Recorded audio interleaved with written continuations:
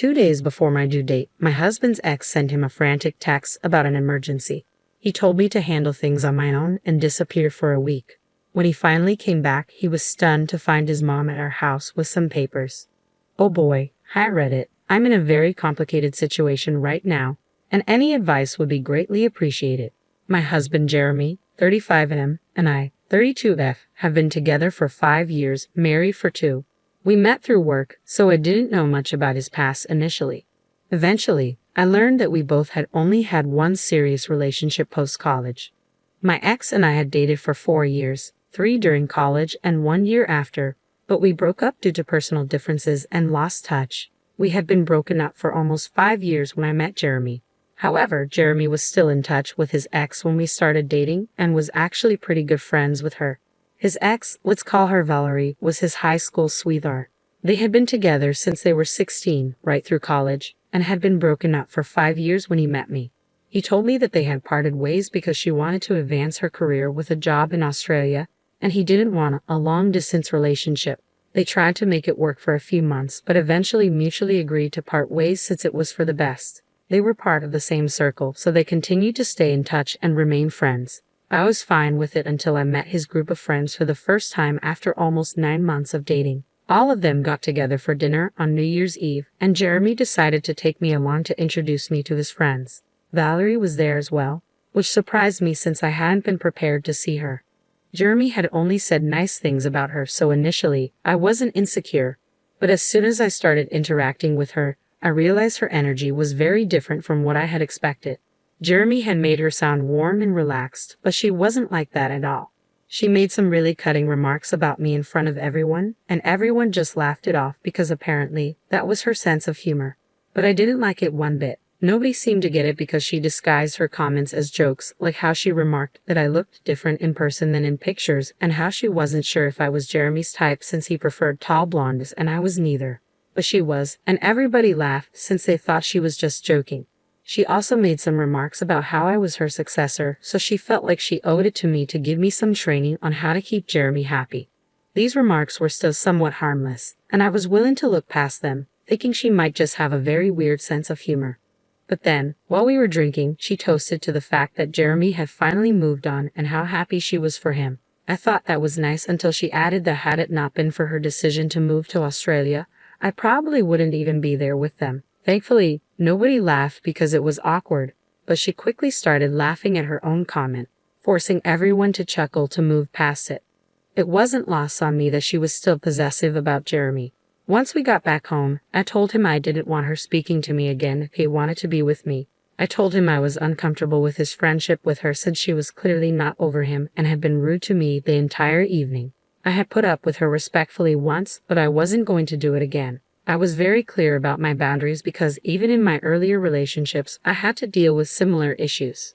Thankfully, Jeremy seemed to understand where I was coming from. He told me he also found her behavior strange and decided he would cut her out of his life because he didn't want her causing issues in our relationship. After that incident, I never heard him mention Valerie or speak to her again. He told me he had blocked her, so I was content with that explanation. I met his friends several times after that, and they never brought up Valerie with me, probably because Jeremy had told them I didn't like her. Things had been going smoothly until last week. I was pregnant, and last Sunday was my due date. It's Thursday now, and Jeremy left to attend to Valerie because she had some emergency and needed him by her side. He left 2 days before my due date and came back last night. We had a massive argument about it because I had assumed he had blocked Valerie and wasn't in touch with her. He told me he had indeed blocked her, but she had used a different number to contact him and was pretty desperate. Apparently, she had been diagnosed with stage 2 brain cancer and really needed someone to be there for her.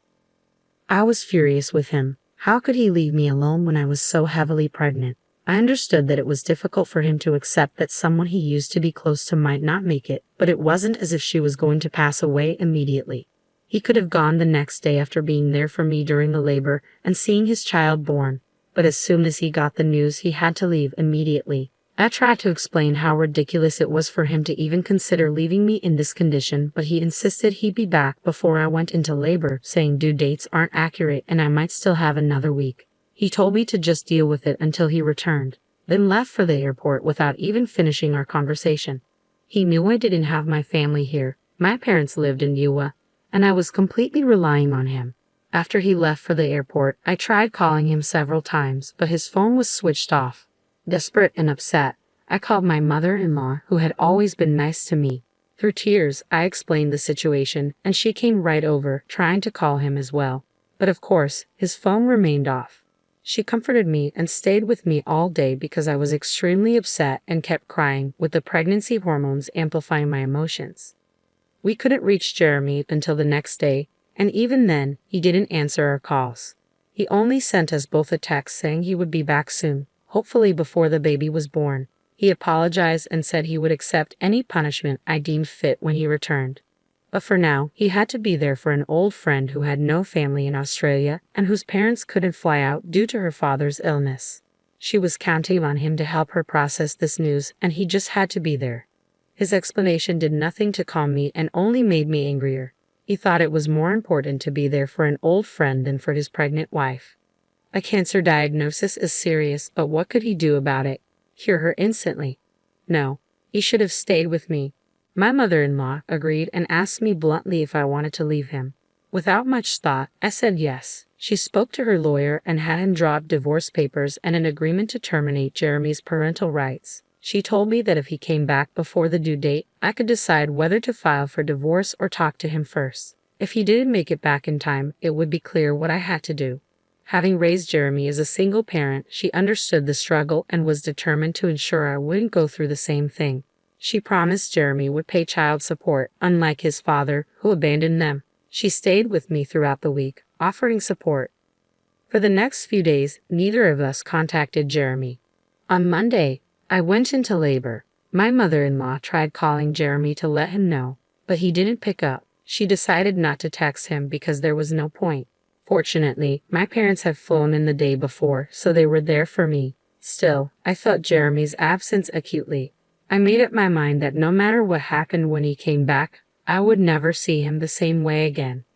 3 hours after giving birth, I filled out the paperwork for the divorce and told the lawyer to file it on my behalf.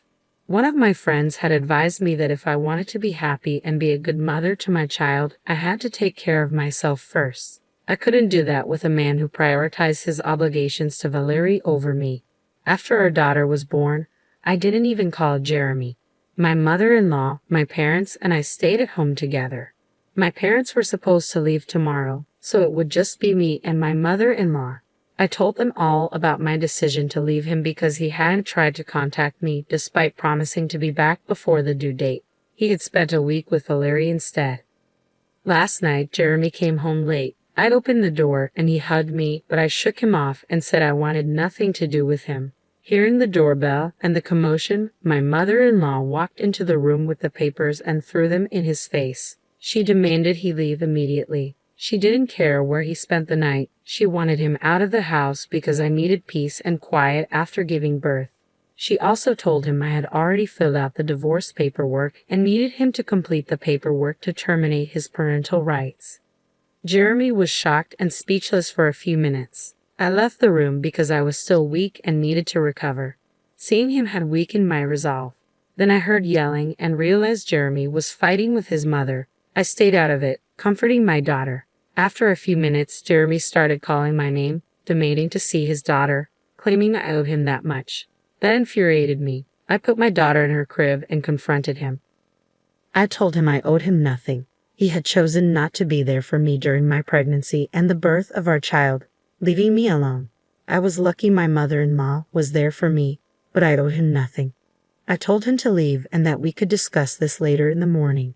He left with tears in his eyes, trying to talk to me one last time, but I told him to go. We were tired and went to sleep. This morning he showed up again. I finally told him it was over. It had been over the moment he left to be with Valerie. There was nothing he could say to change my mind. My mother-in-law was in the room, but I told her I wanted to have this conversation with him myself. Jeremy started crying and begging. My mother-in-law had to leave the house with the baby so our daughter wouldn't hear him. He kept insisting he had only gone because Valerie begged him, claiming she was on her deathbed. He said he stayed because she was alone and needed comfort, and it was purely platonic. But I wasn't there, so I didn't know what had happened. I told him it didn't matter anymore and I wanted him to leave. Then he pleaded, saying even if I divorced him, it was too harsh to take away his chance of being a father. He wanted me to reconsider or he would fight for custody. He knew it was unlikely he would get custody since he hadn't been there for the birth, and we could use that against him.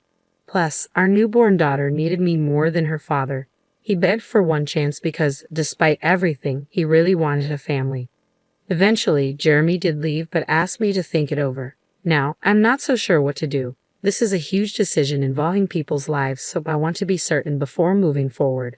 Am I the asshole for divorcing my husband and asking him to terminate his parental rights over our daughter because he skipped her birth to be with his ex, who claimed to be on her deathbed? Update: I've made up my mind and am going through with the divorce. I'm still contemplating whether I want full custody or not. Jeremy has shown up at the house every day to apologize and literally beg for forgiveness. It's getting harder to turn him away, but I know I have to. Thankfully, my mother-in-law has been incredibly supportive and is helping me take care of the baby. My parents had to fly back home, but my mother-in-law has moved in with me long-term to provide the help I need. I told her that even if I decide against giving Jeremy full or partial custody, she will always be welcome to visit her granddaughter. I asked my mother-in-law for her opinion on the custody situation, but she left the decision to me, confident that I'll make the right choice for both of us, just like I did with the divorce. I'm still struggling with this decision, and it hasn't gotten any easier because Jeremy keeps showing up. Every time he comes, I feel like taking him back and forgiving him, but I can't, not after everything I've been through. Valerie has always been a sore spot for me, and he ignored that even when I was pregnant with his baby. Honestly, I don't know if they have been in touch or if something was going on between them recently. I can't trust anything he says anymore.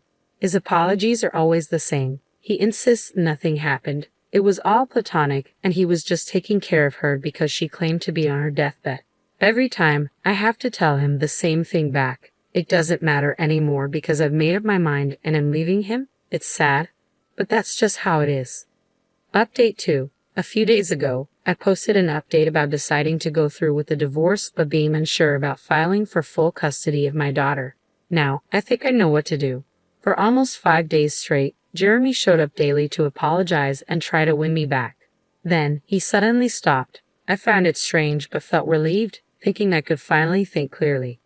However, after he stopped coming, I started receiving texts from people telling me that what I was doing was incredibly wrong and immoral, and they never expected me to act like this. His friends began bombarding me with messages, not just his usual group but every single person who went to school or college with him. It felt like he set up a template for them to send, like a petition.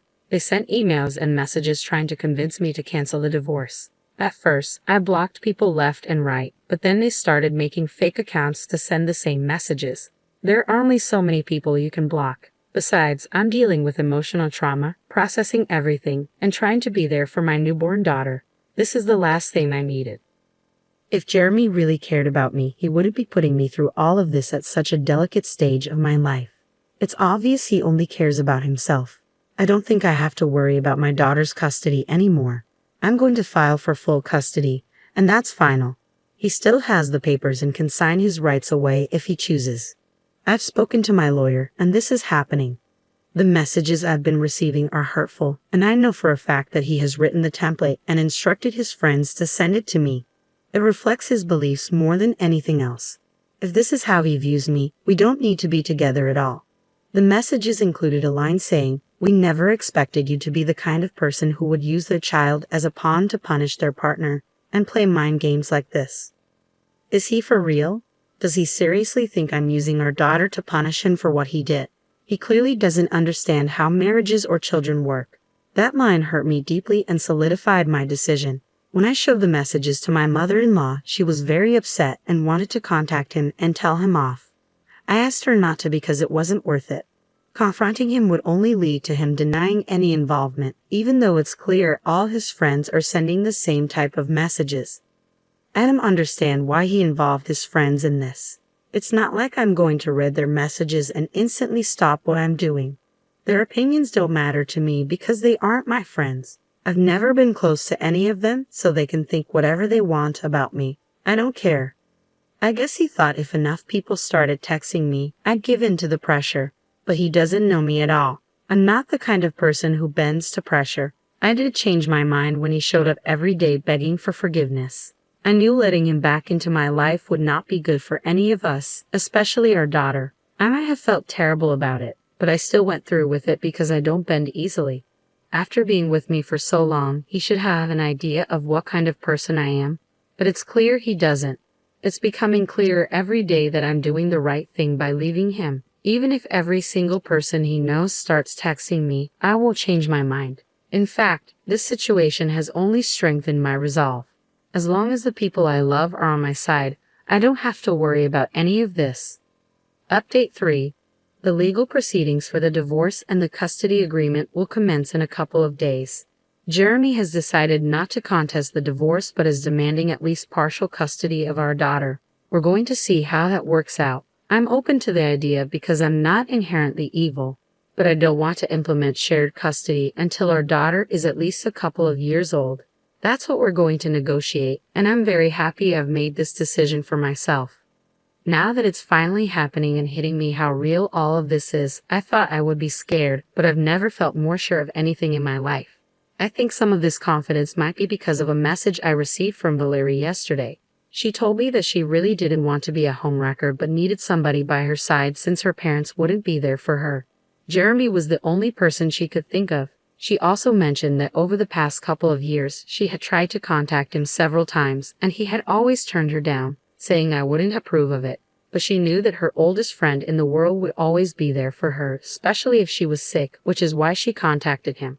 She apologized for the trouble this had stirred up in my marriage, but thought I should let him retain his individuality instead of being so controlling. So, I was right that he hadn't blocked her at all, and they had stayed in touch, maybe not in the way I thought. But they did at least speak to each other. The worst part was that she also told me they had shared a moment when they were together and ended up kissing for a couple of minutes. But after that, Jeremy had drawn away from her, saying he couldn't do this, especially while his wife was with his child. She told me that he had not let the kiss last more than a couple of minutes, and that was how loyal he was to me, as if that was supposed to make a difference. It was ridiculous, but yes, I was right about everything. Now, getting the divorce and custody on my terms should be a cakewalk. I've spoken to my lawyer, and we've tweaked our petition to demand slightly more of everything because I feel I deserve it since I've been cheated on. I'm feeling very confident about what I'm doing and know that things are going to work out.